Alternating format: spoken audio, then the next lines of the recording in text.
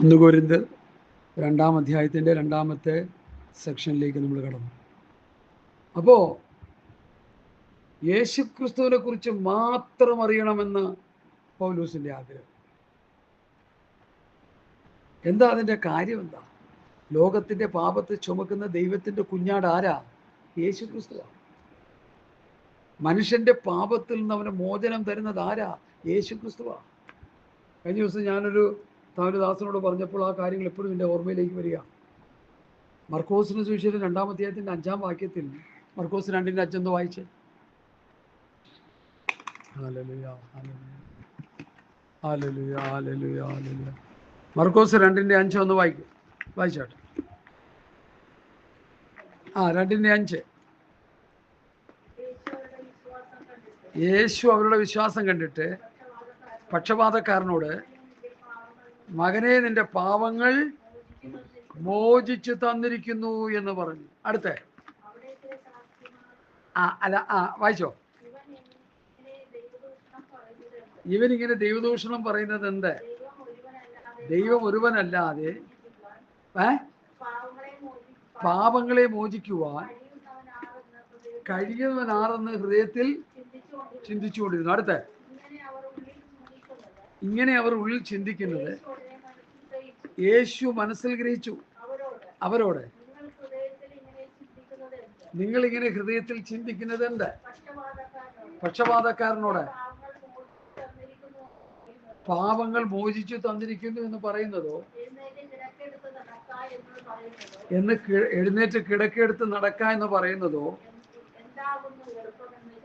എന്താകുന്നു എളുപ്പം എന്ന് ചോദിച്ചു. 10-ാം വാക്യം വായിച്ചോ.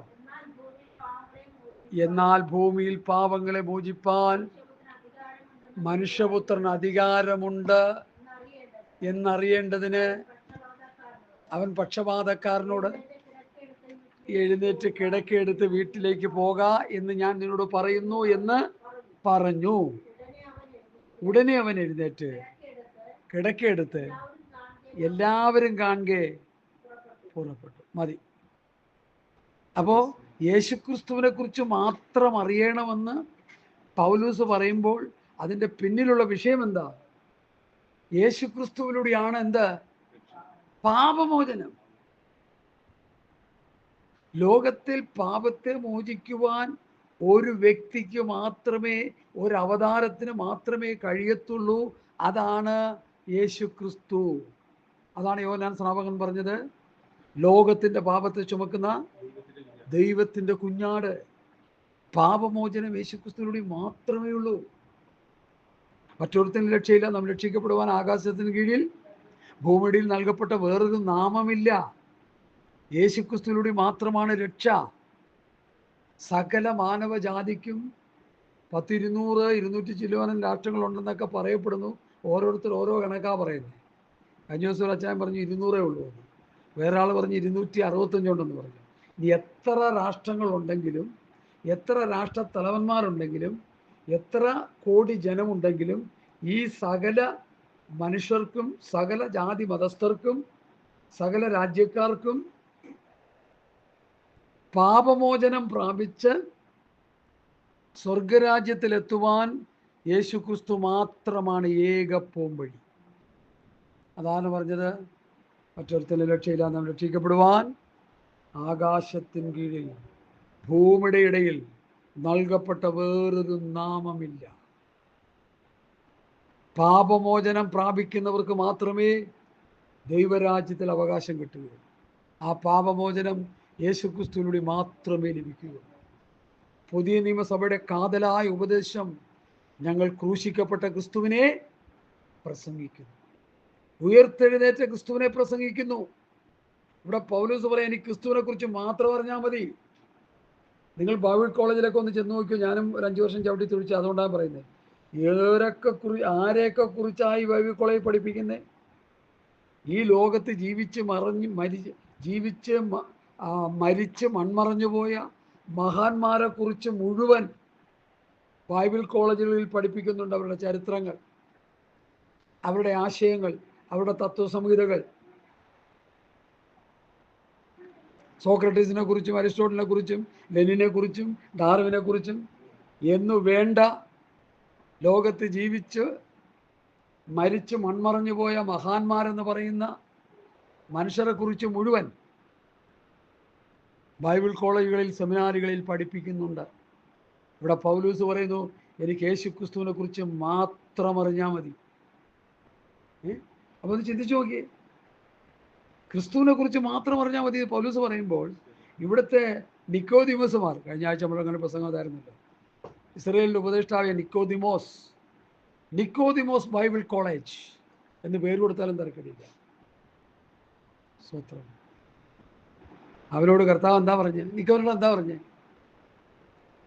നീ പുതുതായി ജനിച്ചില്ലേ ദൈവരാജ്യം കാണാൻ കഴിയത്തില്ല, പിന്നെയാണല്ലേ പോണ കാര്യം. എടാ, സ്വപ്നത്തിൽ പോലും കാണാൻ പറ്റത്തില്ല. പുതുതായി ജനിക്കുന്നതിനെ കുറിച്ച് ആരാ പഠിപ്പിക്കുന്നത്? അപ്പോസ്തലന്മാരാ പഠിപ്പിക്കുന്നത്. പുതുജനത്തെ കുറിച്ച് കർത്താവ് അതിൻ്റെ ചില പഠനങ്ങൾ ചെയ്യുന്നുണ്ട് സുവിശേഷത്തിൽ, ഇല്ലെന്ന് ഞാൻ പറയുന്നില്ല. ശരിയായ പഠനം പത്രോസാ പഠിപ്പിക്കുന്നത്.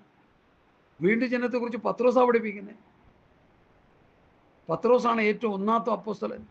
എൻ്റെ ആടുകളെ മേയ്ക്കുക, എൻ്റെ കുഞ്ഞാടുകളെ പാലിക്കുക, എൻ്റെ ആടുകളെ മേയ്ക്കാന്ന് കർത്താവ് ഡയറക്റ്റായിട്ട് ആക്കി വെച്ചത് പത്രോസ് അപ്പോസ്തലനല്ല. പത്രോസാണ് ദൈവരാജ്യത്തെക്കുറിച്ചും വീണ്ടും ജനനത്തെക്കുറിച്ചും ഉപദേശത്തെക്കുറിച്ചും ആദ്യമായിട്ട് സഭയെ പഠിപ്പിക്കുന്ന ദൈവം തിരഞ്ഞെടുത്ത പത്രോസിനെയാണ്. പൗലൂസ് പിന്നെ വരുന്നു. പൗലൂസിൻ്റെ 14 ലേഖനങ്ങൾ സ്വത്രം ദൈവരാജ്യത്തെക്കുറിച്ചും സ്വർഗരാജ്യത്തെക്കുറിച്ചും നിത്യതയെക്കുറിച്ചും വിശുദ്ധീകരണത്തെക്കുറിച്ചും അങ്ങനെ ദൈവസഭയുടെ എല്ലാ ഘനമായ ഉപദേശങ്ങളും പഠിപ്പിക്കുന്നുണ്ട്. അതുകൊണ്ട് ആ ഒരു പൊട്ടം പറഞ്ഞ് നമ്മൾ ഓർക്കുന്നുണ്ടോ, ലേഖനങ്ങൾ ശുശ്രൂഷകന്മാരെ തെറ്റിച്ച് കളയുന്നതാണെന്ന് പറയാനുള്ള കാര്യം പുള്ളിക്കൊന്നും പിടികിട്ടുന്നില്ല. പുള്ളിയുടെ കയ്യിൽ കോടിക്കണക്കിന് രൂപ വക്രിച്ചുണ്ടാക്കി ഇരിപ്പുണ്ട്. പിന്നെ ഇതെങ്ങനെ ഇത് മനസ്സിലാകുന്നേ? ദ്രവ്യാഗ്രഹികളായ പാസ്റ്റർമാർക്ക് ഈ വേദപുസ്തകത്തിലെ സത്യങ്ങൾ മനസ്സിലാകത്തില്ല.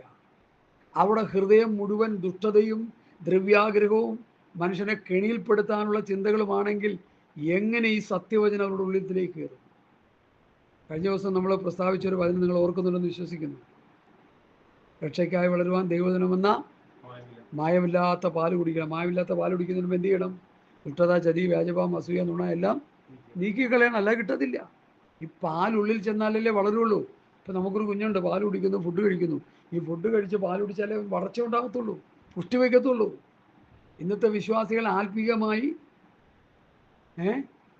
ക്ഷയരോഗികളെ പോലെ ഇരിക്കുന്നതിൻ്റെ കാര്യം എന്താ? ബോഡിയൊക്കെ വീർത്ത് കെട്ടിയിരിക്കും, പേഴ്സിലും പണം നിറഞ്ഞിരിക്കും. വിശ്വാസത്തിൽ ആരോഗ്യമില്ലാതെ ശുഷ്കിച്ച അവസ്ഥയിൽ ആത്മീക കുരുടന്മാരായി, ആത്മീക ദരിദ്രന്മാരായി, ആത്മീക നഗ്നന്മാരായി ഇന്നത്തെ വിശ്വാസികൾ ഇരിക്കുന്നതിൻ്റെ കാരണം മായമില്ലാത്ത പാല് കുടിച്ചവര് വളരുന്നില്ല. ക്രിസ്തുവിൻ്റെ ഉപദേശം പഠിച്ചവർ വളരുന്നില്ല. കർത്താവായ യേശുക്രിസ്തുവിൻ്റെ പത്യവചനം, ഭക്തിക്കൊത്ത് ഉപദേശം പഠിച്ചവർ വളരുന്നില്ല. രാജകീയ ന്യായപ്രമാണം, സ്വാതന്ത്ര്യത്തിൻ്റെ തികഞ്ഞ ന്യായപ്രമാണം, തമ്മിൽ ഭാരങ്ങളെ ചുവപ്പിൻ, ക്രിസ്തുവിൻ്റെ ന്യായപ്രമാണം നിവർത്തിപ്പീൻ. ആ ക്രിസ്തുവിൻ്റെ ന്യായപ്രമാണം അവർ നിവർത്തിക്കുന്നില്ല. അവർ പിന്നെയും പഴയതിലേക്ക് പോവുക.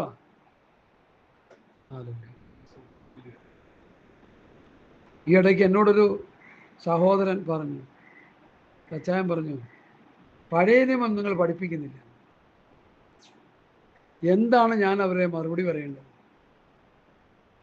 ഞാൻ അവരോട് വചനത്തിലൂടെ ഒരു മറുപടി പറഞ്ഞു. അത് ഞാൻ നിങ്ങളെ വായിച്ച് കേൾപ്പിക്കാം. 2 കൊരിന്ത്യർ ലേഖനം 3-ാം അധ്യായത്തിൻ്റെ 2 കൊരിന്ത്യർ ലേഖനം 3-ാം അധ്യായത്തിൻ്റെ 2-3 വാക്യങ്ങൾ വായിച്ചാട്ട്.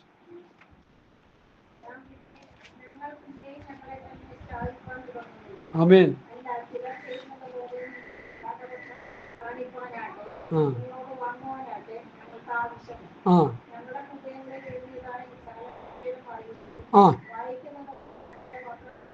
ആമേൻ. വെളിപ്പെടുന്നുവല്ലോ, അത് മഷി കൊണ്ടല്ല.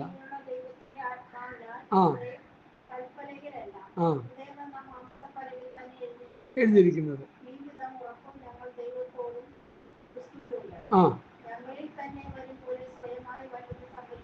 ഞങ്ങൾ സ്വയമായി വല്ലതും സങ്കല്പിക്കാൻ പ്രാപ്തരെന്നല്ല, ഞങ്ങളുടെ പ്രാപ്തി ദൈവത്തിൻ്റെ ദാനമാണ്. അവിടെ നിൽക്കട്ടെ. ഞങ്ങളുടെ പ്രാപ്തി ദൈവത്തിൻ്റെ ദാനമാണ്. ഞങ്ങൾക്ക് തന്നിരിക്കുന്ന അറിവ്, ഞങ്ങളുടെ കഴിവ്, ഞങ്ങളുടെ കൃപാവരം, ഞങ്ങളുടെ ജ്ഞാനം, ഞങ്ങളുടെതെല്ലാം എല്ലാം അത് ദൈവം ദാനമായി തന്നതാണ്. ഭാവി കോളേജിൽ പോയി പഠിച്ച് ചീർത്തിരിക്കുന്ന ഒത്തിരി ശുശ്രൂഷാ വൃന്ദങ്ങളെ ഞാൻ കണ്ടിട്ടുണ്ട്. എന്തെങ്കിലും ചോദിച്ചാൽ വായിൽ നിന്ന് മുത്തു വീണു പോകുമോ എന്ന് രതയിൽ വർത്താനം കഴിയാൻ പറ്റാത്ത പലതും കണ്ടിട്ടുണ്ട്. ഒരു സാധാരണ വിശ്വാസി ഒരു തിയോളജിൻ്റെ ഇടയ്ക്ക് ചെന്നൊരു കാര്യം ചോദിച്ചാൽ അവർ മിണ്ടത്തില്ല. കാരണം അവർ ചിന്തിക്കണം എന്താണെന്നറിയോ, അവരുടെ തത്തുല്യമായ അറിവും കഴിവും പ്രാപ്തിയുള്ളവരോടെ അവർ സംസാരിക്കത്തുള്ളൂ. ഇവരൊന്നും പാസ്റ്റർമാരല്ല, ഇവരെല്ലാം ജഡീകന്മാരാണ്.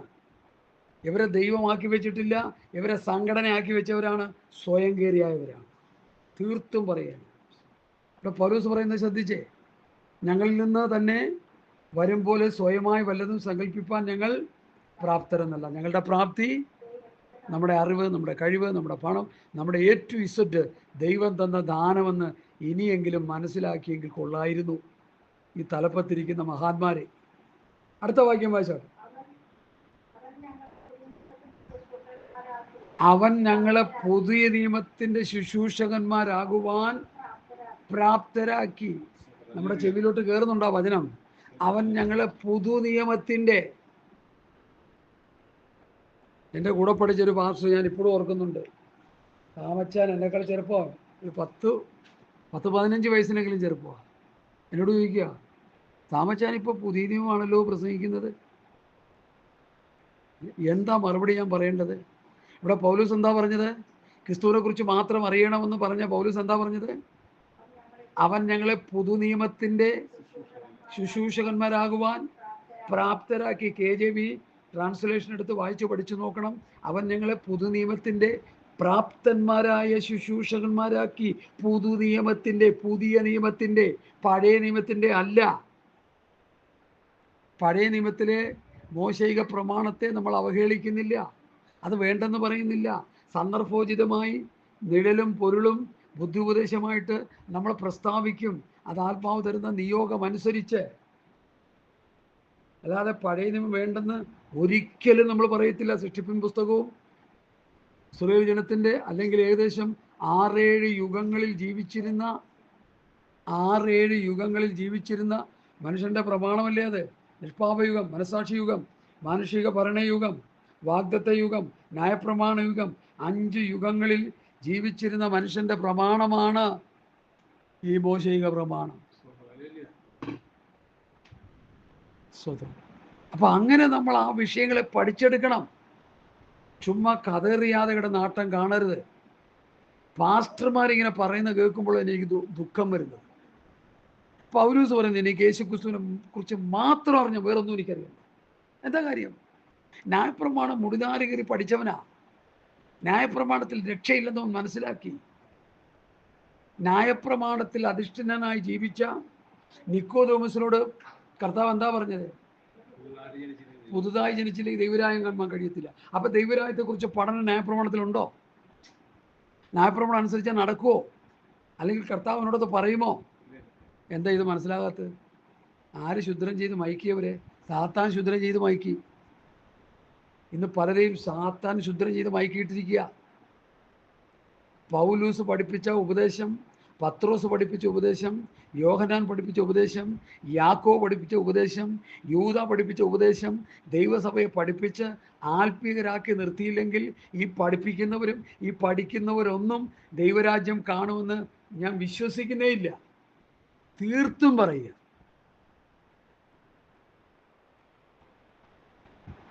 പഴയ നിയമം നമുക്ക് വേണ്ടെന്ന് ആരും പറഞ്ഞിട്ടില്ല ഇവിടെ. പഴയ നിയമത്തിലെ പല കാര്യങ്ങൾ ബുദ്ധി ഉപദേശമായിട്ട് എടുക്കണം.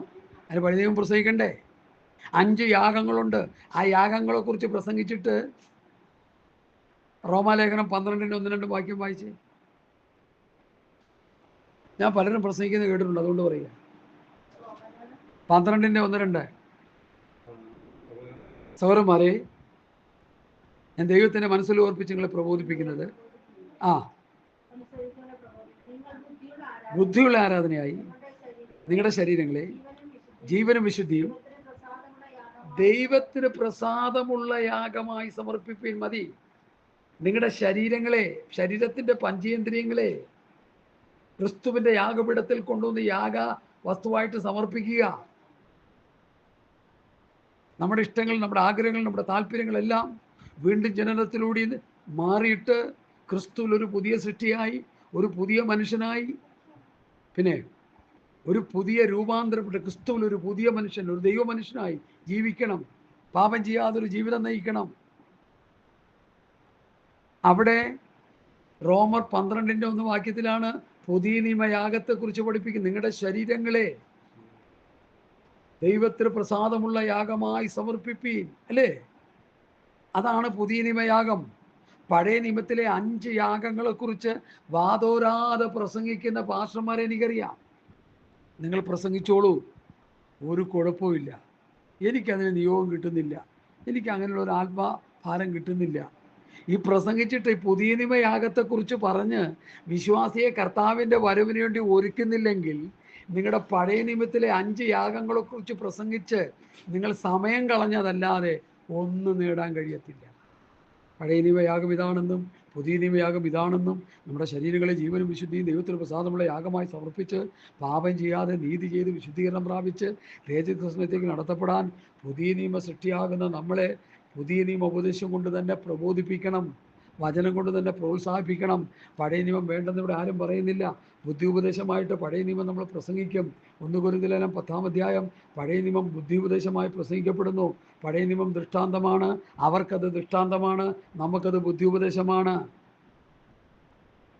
5 വിധ പാപങ്ങൾ ചെയ്ത് മരിച്ചുപോയ പഴയ നിയമത്തിലെ ഭക്തന്മാർക്ക് അത് ദൃഷ്ടാന്തമാണ്. എന്ത് ദൃഷ്ടാന്തം? ദുർമോഹികളായി നശിച്ചു പോയത്, വിഗ്രഹാരാധികളായി നശിച്ചു പോയത്, പരസംഗം ചെയ്ത് നശിച്ചു പോയത്, ദൈവത്തെ പരീക്ഷിച്ച് നശിച്ചു പോയത്, പെറുപിറുത്ത് നശിച്ചു പോയത്, 5 പാപം ചെയ്ത് നശിച്ചു പോയത് ഇത് ദൃഷ്ടാന്തമായി അവർക്ക് സംഭവിച്ചു. ലോകാവസാനം വന്നെത്തിയിരിക്കുന്ന നമുക്ക് ബുദ്ധി ഉപദേശത്തിനായി എഴുതിയിരിക്കുന്നു. 1 കൊരിന്ത്യർ 10:11-12 വാക്യം. ഈ ആത്മീയ യാഥാർത്ഥ്യങ്ങൾ മനസ്സിലാകാതെ ചുമ്മാ കിടന്നുകൊണ്ട് അതും ഇതും പറഞ്ഞുകൊണ്ട് ഒരു പ്രയോജനമില്ല. ജനത്തെ നമ്മൾ ആത്മീയമായി പണിതെടുക്കണമെങ്കിൽ അത് ക്രിസ്തുവിൻ്റെ പ്രമാണത്തിലൂടെ മാത്രമേ പണിതെടുക്കാൻ പറ്റത്തുള്ളൂ. ശരീരമാം സഭ വളരുന്നത് എങ്ങനെയാ? ഹലോ, ശരീരമാം സഭ വളരുന്നത് എങ്ങനെയാ? കൊലോസ്യ ലേഖനം എടുത്തേ. ഹല്ലേലൂയ.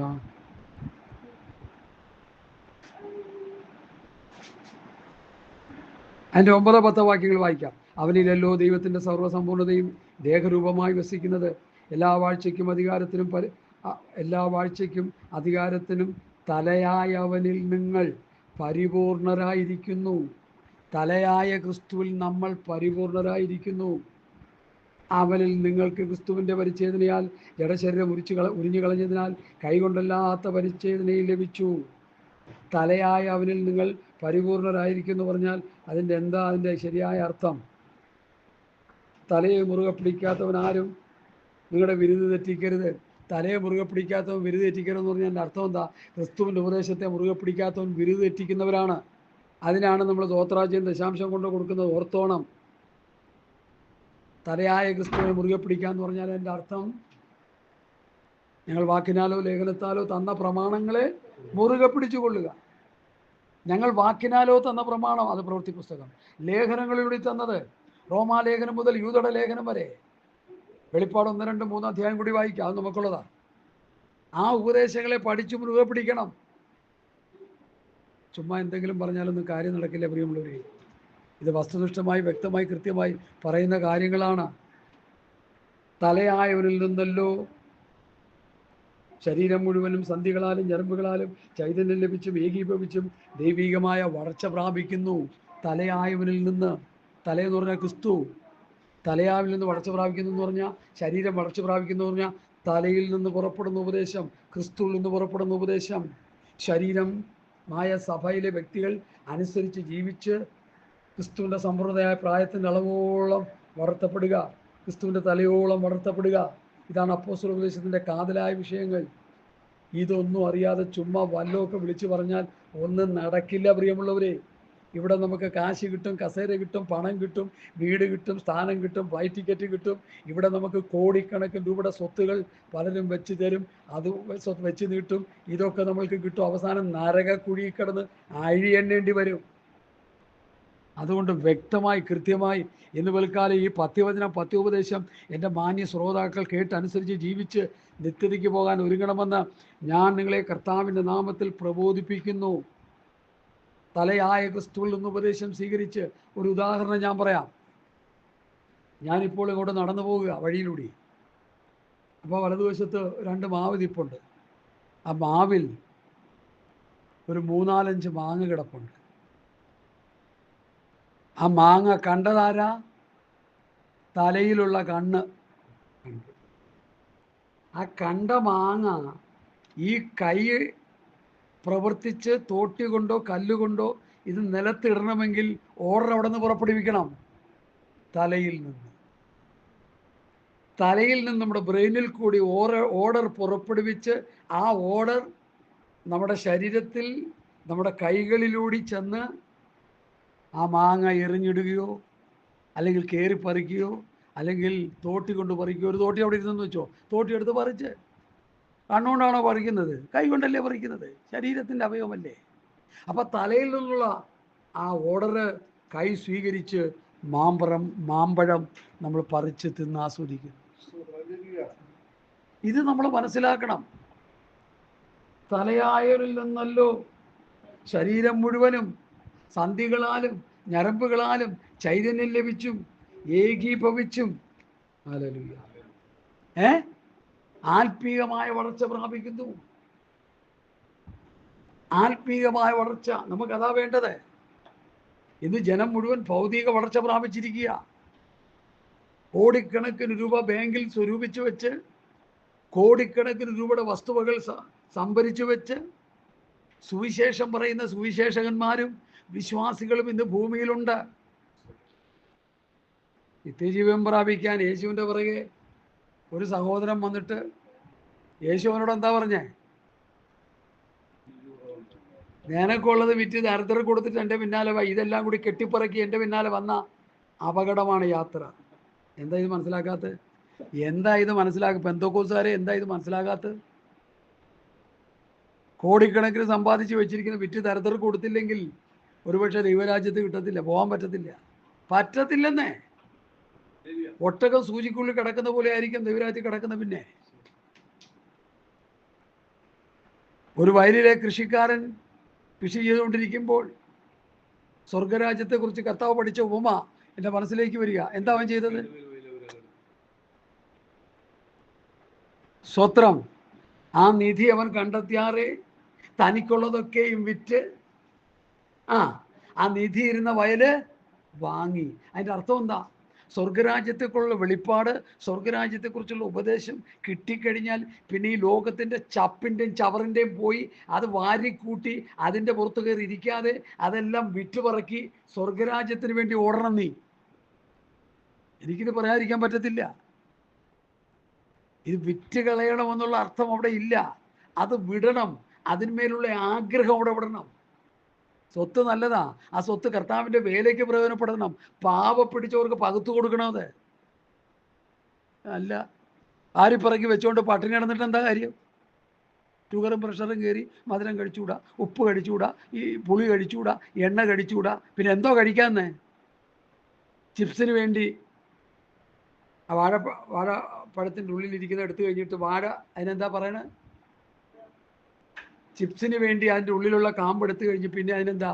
വാഴത്തൊണ്ട് തൊലി അത് കൊണ്ടുവന്ന് കൊത്തി എറിഞ്ഞ് തിന്നുക. കാരണം എന്താ? അതിൽ പിന്നെ ഒന്നുമില്ല. ഞാനിത് ആരെയും പരിഹസിക്കാനായിട്ട് പറയുന്നതല്ല, കർത്താവ് പറഞ്ഞതാ. കുറെ വില കുറഞ്ഞ മുത്ത് വ്യാപാരം ചെയ്തുകൊണ്ടിരുന്ന ഒരു വ്യക്തി സ്വർഗരാജ്യത്തെക്കുറിച്ച് കേട്ടു. വിലയേറിയ മുത്തിനെ കുറിച്ച് കേട്ടു. വിലയേറിയ മുത്ത് സ്വർഗരാജ്യം, അതാ കർത്താവിടെ പഠിപ്പിച്ചത്. വയലിൽ ഒളിച്ചു വെച്ച നിധി സ്വർഗരാജ്യം. അത് പ്രാപിക്കാൻ തനിക്കുള്ളതെല്ലാം വിറ്റ് ആ വയൽ വാങ്ങി.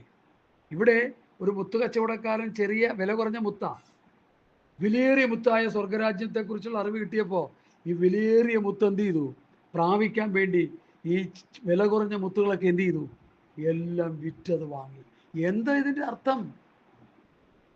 ഈ ഉപമകളുടെ അർത്ഥം എന്താണ്? പെന്തക്കോസുകാരെ ഇനിയെങ്കിലും മനസ്സിലാവുന്നുണ്ടോ നിങ്ങൾക്ക്? പാസ്റ്റർമാരെ, വിശ്വാസികളെ, സഹോദരന്മാരെ, റവറൻഡുമാരെ, ഡോക്ടർമാരെ, നിങ്ങൾക്കിത് മനസ്സിലാകുന്നുണ്ടോ? എന്താ ഇതിൻ്റെ അർത്ഥം? സ്വർഗരാജ്യത്തെക്കുറിച്ചൊരു ഒരു വെളിപ്പാട് ഒരുവന്റെ ഹൃദയത്തിൽ വന്ന, അതാണ് നമ്മുടെ പൗലോസ് വായിച്ചതാണ് ഇത്രയും പറയാൻ എന്നെ പ്രേരിപ്പിച്ചത്. എനിക്ക് ക്രിസ്തുവിനെ കുറിച്ച് മാത്രം അറിഞ്ഞാൽ മതി, വേറൊന്നും എനിക്കറിയണ്ട. യേശു ക്രിസ്തുവിലൂടെ ലഭ്യമാകുന്ന സ്വർഗരാജ്യവും ദൈവരാജ്യവും കൃപാവരങ്ങളും ആത്മീയ അനുഗ്രഹങ്ങളും സ്വർഗീയ അനുഗ്രഹങ്ങളും, ലേഖനം 1:3 സ്വർഗത്തിലെ സകല ആത്മീയ അനുഗ്രഹത്താൽ ക്രിസ്തുവേശുവിൽ നമ്മൾ അനുഗ്രഹിച്ചിരിക്കുന്ന പിതാവാം ദൈവം. അപ്പൊ പിതാവാം ദൈവം വാഴ്ത്തപ്പെട്ടവനെന്ന് പറയുന്നതെങ്കിൽ അതിൻ്റെ അർത്ഥം സ്വത്രം, യേശു ക്രിസ്തുവിലൂടെ ലഭിക്കുന്ന അനുഗ്രഹം. ഹല്ലേലൂയ, സ്വത്രം, പ്രൈസ് ദി ലോർഡ്, ആമേൻ. സ്വർഗത്തിലെ സകല ആത്മീയ അനുഗ്രഹങ്ങളും ലഭിക്കുന്നത് ക്രിസ്തുവിൽ കൂടിയാണ്. പുതിയ നിയമസഭയ്ക്ക് കിട്ടുന്ന അനുഗ്രഹം മുഴുവൻ ക്രിസ്തുവിൽ കൂടിയാണ്. പുതിയ നിയമസഭയ്ക്ക് കിട്ടുന്ന നന്മകൾ, അനുഗ്രഹങ്ങൾ, സ്വർഗരാജ്യം, കൃപാവരങ്ങൾ, ആത്മീയ അനുഗ്രഹങ്ങൾ, സ്വർഗീയ കലവറകൾ എല്ലാം ക്രിസ്തുവിൽ കൂടിയാണ് കിട്ടുന്നത്. ക്രിസ്തുവിൽ കൂടിയാണ് നമുക്ക് അനുഗ്രഹം കിട്ടുന്നത്. ക്രിസ്തുവിൻ്റെ ഉപദേശം പഠിച്ചനുസരിക്കുന്നതിലൂടെയാണ് നമുക്ക് കിട്ടുന്നത്. അല്ലാതെ ഒരു രക്ഷയില്ല. ഈ മർമ്മം പൗലോസ് മനസ്സിലാക്കി. സ്വർഗരാജ്യത്തെയും ഭൂമിയും തമ്മിൽ ബന്ധിപ്പിക്കുന്ന കണ്ണി ഏതാ കണ്ണി? ദൈവരാജ്യമാ. എഫേസ്യർ 1:10 ഒന്ന് വായിച്ചേ. എഫേസ്യർ 1:10. ഹല്ലേലൂയ, സ്തോത്രം. വായിച്ചേ. വായിച്ചേ 1:10. സ്വർഗത്തിലും ഭൂമിയിലുള്ളതെല്ലാം എല്ലാം പിന്നെയും ക്രിസ്തുവിൽ ഒന്നായി ചേർക്ക എന്നിങ്ങനെ കാലസമ്പൂർണതയിലെ വ്യവസ്ഥ. അപ്പൊ സ്വർഗവും ഭൂമിയും തമ്മിൽ ബന്ധിപ്പിക്കുന്നത് ക്രിസ്തുവാ, യേശു ക്രിസ്തുവാ. യേശു ക്രിസ്തുവിന്റെ പരമയാഗമാ, യേശു ക്രിസ്തുവിന്റെ ഉയർപ്പാ, ക്രിസ്തുവിന്റെ ഉപദേശമാ, ക്രിസ്തുവിന്റെ പ്രമാണമാ. സ്ത്രീയുടെ സന്തതി വരുന്നത് വരെ കൊടുത്ത ഒരു ടെമ്പററി ലോയാണ് എന്താ? ന്യായപ്രമാണം. ഞാൻ നിങ്ങളെ വായിച്ച് കേൾപ്പിച്ചു തരാം. ഇതൊക്കെ മനസ്സിലാക്കാതെ ചുമ്മാ വല്ലതൊക്കെ വിളിച്ചു പറഞ്ഞാൽ അത് വലിയ വേദന ഉണ്ടാക്കുന്ന കാര്യമാണ് ഹൃദയത്തിൽ. ഞാൻ ഗലാത്യ ലേഖനം ഒന്ന് വായിക്കാം, നിങ്ങൾ ശ്രദ്ധിച്ച് കേൾക്കണേ. എന്നാൽ ന്യായപ്രമാണം എന്തിന്? 3:19 മുതൽ. എന്നാൽ ന്യായപ്രമാണം എന്തിന്? വാഗ്ദത്ത സന്തതി വരുവോളം അത് ലംഘനങ്ങളിൽ നിമിത്തം കൂട്ടിച്ചേർത്തതും ദൂതന്മാർ മുഖാന്തരം മധ്യസ്ഥന്റെ കയ്യിൽ ഏൽപ്പിച്ചതും അത്രേ. വാഗ്ദത്ത സന്തതി വരുന്നവരെ ദൈവം കൊടുത്ത പ്രമാണമാണ് ന്യായപ്രമാണം. സ്തോത്രം. ദൈവം ഒരുവൻ മാത്രം. എന്നാൽ ന്യായപ്രമാണം ദൈവവാഗ്ദത്തങ്ങൾക്ക് വിരോധമോ? ഒരു നാളുമല്ല. ജീവിപ്പിക്കാൻ കഴിയുന്ന ഒരു ന്യായപ്രമാണം നൽകിയിരുന്നുവെങ്കിൽ ന്യായപ്രമാണം വാസ്തവമായി നീതിക്ക് ആധാരം ആകുമായിരുന്നു. ജീവിപ്പിക്കാൻ കഴിയുന്ന ഒരു ന്യായപ്രമാണം അല്ല നമുക്ക് നൽകിയത്, അവർക്ക് കൊടുത്തത്. പാപം ചെയ്യുക, യാഗം കഴിച്ച് രക്ഷപ്പെടുക, അത്രേ ഉള്ളൂ. വേറെ ഒന്നുമില്ല ഇവിടെ. പാപമോചനം യേശുക്രിസ്തുവിലൂടെ മാത്രമാണ്. യഹൂദന്മാർ അറുത്തുകൂട്ടിയ കോടാനുകോടി യാഗമൃഗങ്ങൾ യേശുക്രിസ്തുവിന്റെ നിഴലാണ്. ദൈവപുത്രനായ യേശുക്രിസ്തു ലോകത്തിന്റെ പാപത്തെ ചുമക്കുന്ന ദൈവത്തിന്റെ കുഞ്ഞാടായി ഈ ഭൂമിയിൽ വന്ന് മരിച്ച് അടക്കപ്പെട്ട് ഉയർത്തെഴുന്നേറ്റ് മാനവജാതിക്ക് പാപമോചനം കിട്ടുവാനിടയായി തീർന്നു. അതുവരെയും ഒരു ടെമ്പററി ലോ ആയിട്ട് കൊടുത്തിരുന്നതാണ് ന്യായപ്രമാണം. അത് കൊല്ലുന്ന പ്രമാണമാണ്, അത് മരണത്തിന്റെ പ്രമാണമാണ്, അത് വെളിച്ചമില്ലാത്ത പ്രമാണമാണ്, അത് മനുഷ്യനെ നശിപ്പിച്ചുകൊണ്ടിരുന്ന പ്രമാണമാണ്. അതനുസരിക്കാൻ ആർക്കും കഴിയില്ലെന്ന് അവിടെ പൗലോസ് പഠിപ്പിച്ചത്. ഇനി ഗലാത്യർ 3:23 വിശ്വാസം വരും മുമ്പ് നമ്മെ വെളിപ്പെടുവാനിരുന്ന വിശ്വാസത്തിനായിക്കൊണ്ട് ന്യായപ്രമാണത്തിന് കീഴ് അടച്ചു സൂക്ഷിച്ചിരുന്നു. നമ്മളെ ന്യായപ്രമാണത്തിന് കീഴ് അടച്ചു സൂക്ഷിച്ചിരുന്നു. അടുത്ത് അങ്ങനെ നാം വിശ്വാസത്താൽ നീതീകരിക്കപ്പെടേണ്ടതിന് ന്യായപ്രമാണം ക്രിസ്തുവിൻ്റെ അടുക്കലേക്ക് നടത്തുവാൻ നമുക്ക് ശിശുപാലകനായി ഭവിച്ചു. ഞങ്ങൾക്കിവിടെ ഒരു കുഞ്ഞുണ്ട്. അവരപ്പനും അമ്മയും ഞാനും 4 പേരും സംരക്ഷണം ചെയ്തുകൊണ്ടിരിക്കുക. ഒരു കണ്ണെപ്പോഴും ഉണ്ടവന്, കാരണം ശിശുവാ. കോണിപ്പിടി കയറിയാൽ ഞങ്ങളും കൂടെ കയറും. പുറത്തോട്ട് പോയാൽ ഞങ്ങളും പുറത്തോട്ട് പോകും. കുളിമുറി കയറിയാൽ ഞങ്ങളുടെ കണ്ണുണ്ട്, എല്ലായിടത്തും ഉണ്ട്. കാരണം ശിശുവാ. അവൻ 10ാം ക്ലാസ്സിൽ പഠിക്കാൻ പോയാൽ ഞങ്ങൾ 4 പേരും അവൻ്റെ പിറകെ നടക്കണോ? ഹലോ, നടക്കണോ? എന്താ കാര്യം? അവൻ വളർന്നു. ശിശുപാലകൻ ന്യായപ്രമാണം ക്രിസ്തുവിൻ്റെ അടുക്കിലേക്ക് നടത്തുവാൻ ശിശുപാലകനായി ഭവിച്ചു. കണ്ണു തുറന്നും ഹൃദയം തുറന്നും ചെവി തുറന്നും ഈ പറയുന്നതൊന്ന് കേൾക്കണമേ എന്ന് ഞാൻ നിങ്ങളോട് അപേക്ഷയാ എല്ലാവരോടും. ഒരു ശിശുപാലകനായി ന്യായപ്രമാണം യേശുക്രിസ്തുവിലേക്ക് നടത്തുവാൻ ന്യായപ്രമാണം പര്യാപ്തമായെന്നാണ് പൗലൂസ് ഗലാത്യരെ പഠിപ്പിക്കുന്നത്. അത് പഠിച്ചെടുക്കാൻ നിങ്ങളുടെ ബുദ്ധിയിൽ ആര് ക്ഷുദ്രം ചെയ്തു? ശിശുപാലകനായി ന്യായപ്രമാണം യേശുവിൻ്റെ അടുക്കലേക്ക് നടത്തപ്പെട്ട് കഴിഞ്ഞപ്പോൾ യേശുവിൻ്റെ അടുക്കൽ വന്ന് ആത്മീക ജീവൻ പ്രാപിച്ച്, ദൈവരക്ഷ പ്രാപിച്ച്, കൃപാവുകൾ പ്രാപിച്ച്, സ്വർഗീയമായ അനുഗ്രഹങ്ങളെ പ്രാപിച്ച് പിന്നെന്തിനാ ന്യായപ്രമാണം? നമുക്ക് ബുദ്ധി ഉപദേശമായിട്ട് എടുത്താൽ പോരെ? പറ. ഹല്ലേലൂയ. എനിക്ക് മനസ്സിലാകുന്നില്ല ഈ പറയുന്നവരുടെ ഉദ്ദേശമൊക്കെ എന്താ. പുതിയ നിയമം നന്നായി പഠിപ്പിച്ച് ആ പുതിയ നിയമത്തിൻ്റെ വ്യവസ്ഥ എന്താണെന്ന് അവരെ ഗ്രഹിപ്പിക്കുക. അപ്പോൾ അവരത് ഈ സങ്കീർത്തനം പാടലും പാട്ടുപാടലൊക്കെ നിർത്തും. സങ്കീർത്തന സഭയെ വായിക്കുന്നെങ്കിൽ അവരോടൊരൊറ്റ ചോദ്യം, മത്തായി 28:20 നിങ്ങൾ മറുപടി പറയണം.